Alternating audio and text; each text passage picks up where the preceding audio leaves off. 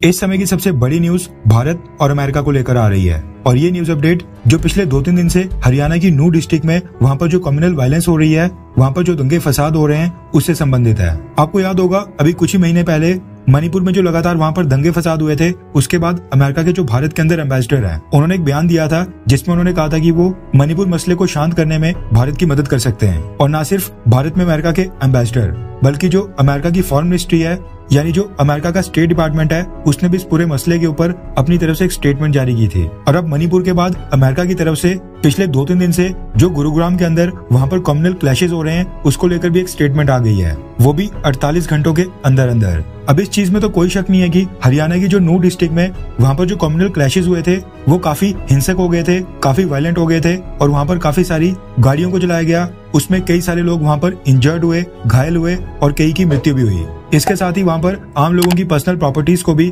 काफी नुकसान पहुंचाया गया और काफी डैमेजेस हुए। और ये जो क्लैशेस हरियाणा की नूह डिस्ट्रिक्ट से स्टार्ट हुए थे, ये वहाँ से लेकर सोना और उसके बाद गुरुग्राम के भी कुछ इलाके में वहाँ पर वायलेंट इंसिडेंट की न्यूज सामने निकल कर आई थी, जिसके बाद हरियाणा की एडमिनिस्ट्रेशन को पूरे के पूरे गुरुग्राम में भी सेक्शन 144 वहाँ पर लगानी पड़ेगी, यानी कि इम्पोज करनी पड़ेगी, ताकि जो क्लैशेस गुरुग्राम में स्टार्ट हो रहे हैं उनके ऊपर रोक लगाई जा सके और वहाँ पर जो लॉ एंड ऑर्डर की सिचुएशन है उसको कंट्रोल किया जा सके और जो कम्युनल क्लैशेस स्टार्ट हो गए हैं ये कहीं दिल्ली एनसीआर तक ना पहुंचे। अब इस वीडियो में हम ये डिस्कस नहीं करेंगे कि यहाँ पर कौन सा गुड सही है और कौन सा गलत। हम इस टॉपिक को इसलिए कवर कर रहे हैं क्योंकि ये भारत के पॉइंट ऑफ व्यू से और जो भारत की फॉरेन पॉलिसी है उसके पॉइंट ऑफ व्यू से काफी इंपॉर्टेंट है, क्योंकि एक तरह से भारत का अंदरूनी मामला था और इसके ऊपर अमेरिका की तरफ से एक टिप्पणी आ गई है। अब आप सोचिए कि इस पूरी घटना के अंदर ये जो पूरी वायलेंस हुई है, इसमें एक भी अमेरिका का नेशनल यानी एक भी अमेरिका का नागरिक ना ही इसमें इंजर्ड हुआ है, यानी ना ही घायल हुआ है और ना ही किसी की मौत हुई है। लेकिन इसके बावजूद अमेरिका ने इसके ऊपर इस तरह से कमेंट किया है जैसे कि न्यू दिल्ली में जो अमेरिका की एम्बेसी है उसके बाहर ही ये सारे क्लैशेस हुए हों। कहने का मतलब है कि अमेरिका ने एक बार फिर मणिपुर की तरह भारत को पोक किया है और हमारे अंदरूनी मामले में इंटरफेयर किया है। इस चीज में कोई दो राय नहीं है कि इस तरह के जो क्लैशेस हो रहे हैं, इस तरह के जो दंगे फसाद हो रहे हैं, ये बिल्कुल भी नहीं होने चाहिए थे और लोकल अथॉरिटीज और जो पुलिस एडमिनिस्ट्रेशन था वो इनको रोकने में पूरी तरह से फेल साबित हुआ है। लेकिन अगर अभी की सिचुएशन देखी जाए तो वो काफी हद तक कंट्रोल में है और जैसा कि हमने आपको बताया ये सारा एरिया हरियाणा स्टेट के अंदर आता है, इसलिए हरियाणा पुलिस ने अभी तक इस पूरी घटना को लेकर 41 FIRs दर्ज कर ली हैं और इसके साथ ही खबर निकल कर आ रही है कि 120 के करीब लोगों को अरेस्ट करके उनके खिलाफ इन्वेस्टिगेशन स्टार्ट कर दिया है। इसके साथ ही और भी लोगों को आइडेंटिफाई करने की कोशिश की जा रही है, क्योंकि जो क्लैशेस हुए थे इससे संबंधित कई सारी वीडियोस आज की डेट में सोशल मीडिया के ऊपर सर्कुलेट हो रही हैं, जो पुलिस एडमिनिस्ट्रेशन के हाथ लगी हैं और उनको खंगाल कर जो इस पूरे दंगे में स्टोन पेल्टर्स थे, जिन्होंने वहाँ पर प्राइवेट व्हीकल्स को आग लगाई थी और पब्लिक प्रॉपर्टी को डैमेज किया था,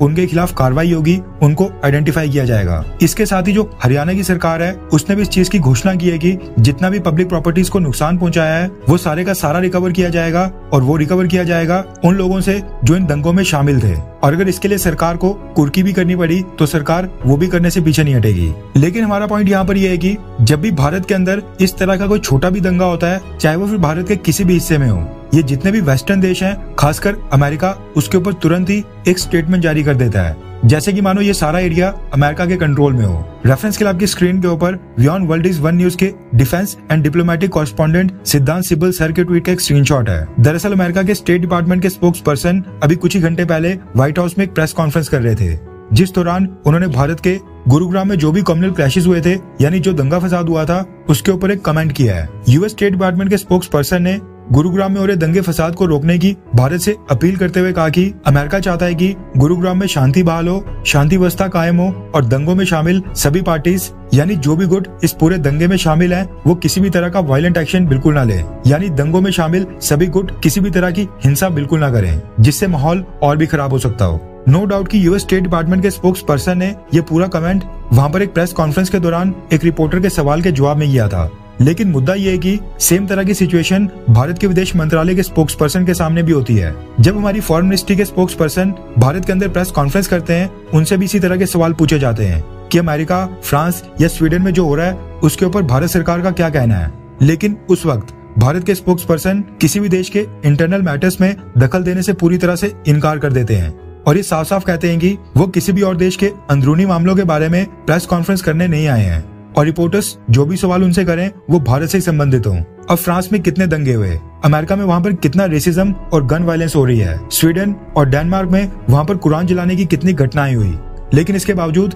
भारत ने किसी भी देश के ऊपर एक भी कमेंट नहीं किया, कोई भी टिप्पणी नहीं की। ऐसे में अब ये समय आ गया है कि सेम चीज अमेरिका भी फॉलो करे और भारत के अंदरूनी मामले में बिल्कुल भी दखल ना दे। अब क्या पता 2-4 दिनों के बाद आपको एक खबर सुनने को मिलेगी भारत के गुरुग्राम में जो क्लैशेस हुए उसको अमेरिका की कांग्रेस में वहाँ पर डिस्कस किया जा रहा हो। और ऐसा हुआ भी था, क्योंकि जो मणिपुर की वायलेंस हुई थी उसको भी ब्रिटेन और अमेरिका की कांग्रेस में वहाँ पर उठाया गया था। लेकिन अमेरिका, ब्रिटेन और कनाडा, इन सभी वेस्टर्न देशों को ये चीज समझनी पड़ेगी कि अगर ये इसी तरह से भारत के अंदरूनी मामले में दखल देते रहे और कमेंट करते रहे तो जो आज की डेट में भारत और इन सब देशों के बीच का एक जो डिस्टेंस है, जो दोनों देशों के बीच में दूरी है, वो इसी तरह से बरकरार रहेगी। और भारत जितना रशिया के करीब है, इनके उतना करीब कभी नहीं आ पाएगा। वैसे अगर रशिया की बात करें तो रशिया भी आज की डेट में चाइना के काफी क्लोज हो रहा है और चाइना के साथ अपने संबंधों को काफी गहरा कर रहा है। अब भारत भी अमेरिका के क्लोज जा रहा है, लेकिन अमेरिका के साथ दिक्कत यह है कि अमेरिका हमारे इंटरनल मैटर्स के अंदर काफी इंटरफेयर करता है। अब अगर इन दोनों चीजों को कंसीडर किया जाए, दोनों चीजों के ऊपर गौर किया जाए, तो आपको क्या लगता है कि कौन सा देश भारत के लिए ज्यादा फायदेमंद साबित होगा, रशिया या फिर अमेरिका? नीचे कमेंट करके अपने ओपिनियन जरूर बताएं।